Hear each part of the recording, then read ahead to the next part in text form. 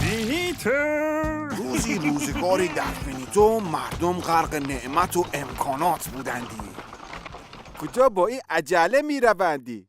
بیروم یک قرص نانی بگیرندی. وای خوش به حالتون. نونوایی محل شما یک قرص نون رو با یک گاری اسکناس میدهندی. محل ما هر نان 2 گاری اسکناس میخواهندی. آن نوشابه را که در دست دارندی از کجا خریده این؟ نوشابه کجا بودندی؟ این جیره آب کل خونواده مونه با اسانس کاگل. همزمان در خانه کدخدا جشن بزرگی برپا بود. گوش کنید این جشن را به خاطر بهبود وضعیت اهالی فنیتو برگزار کرده ایم. بخورید و بیاشامید و خوشحال باشید که اهالی روستا در ناز و نعمت هستندی.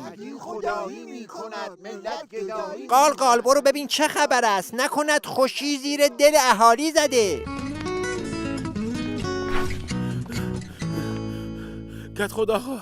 کدخدا آقا تمامی اهالی فینیتو آمدند، میگویند آب و نان ندارندی. بگو مقاومت بکنندی. چه خبر است مگر؟ حالا چند روز مرغ نخورند زمین به آسمان رسیدندی. خب پس این هم از اقتصاد مقاومتی که میگفت. اقتصادش مال کدخداست، مقاومتش مال مردم.